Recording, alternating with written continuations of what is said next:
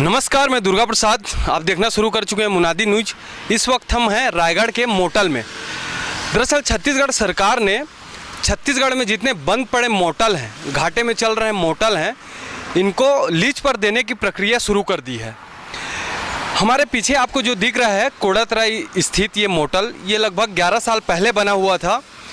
4 साल चलने के बाद में ये 7 सालों से बंद पड़ा हुआ है, क्योंकि लगातार घाटे में चल रहा था। घाटे में चलने के कारण शासन इसे चला नहीं पा रही थी, इस कारण इसे बंद कर दिया गया था। अब सरकार ने इसे लीज पर देने की प्रक्रिया शुरू कर दी है। लीज पर हमारे पीछे जो मोटल दिख रहा है, इसे लगभग 26 लाख रुपए 30 साल के लिए लीज पर दिया गया है।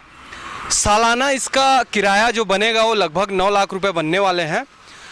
इसके लिए 3 निवेशक आए हुए थे, जो टेंडर की प्रक्रिया पूरी हो चुकी है।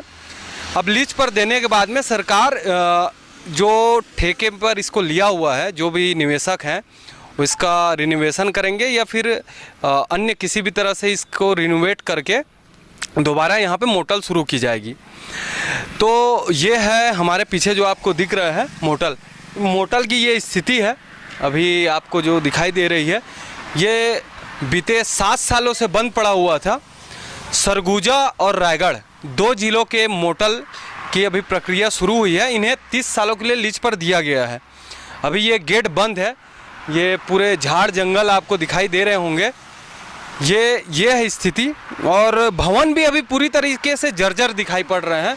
अंदर भीतर भी कोई नहीं है। स्थिति बहुत बुरी स्थिति है। दरवाज़ों में जंग लगा हुआ है। बिल्डिंग भी जर्जर होने की स्थिति पे है।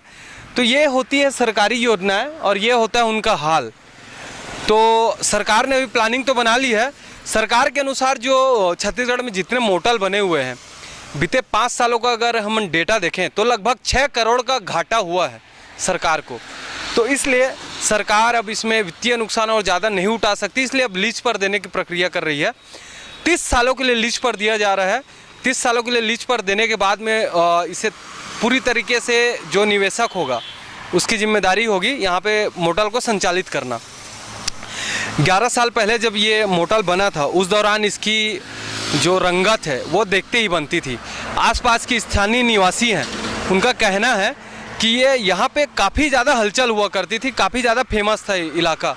लेकिन आज की स्थिति में ऐसा है कि लोग इसको जानते तक नहीं हैं।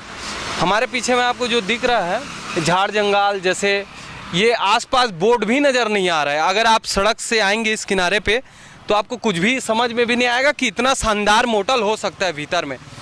मतलब शीशे नुमा ऊपर जो बाउंड्री टेरिस जो दिख रही है, इतना शानदार बना हुआ है एलिवेशन, लेकिन देख रेख के अभाव में पूरी तरीके से जर्जर हो चुका है। तो सरकार अभी ध्यान देने की बात तो कह रही है, लेकिन कितना ध्यान देगी और कितना बेहतर ये हो पाएगा ये तो समय ही बता पाएगा।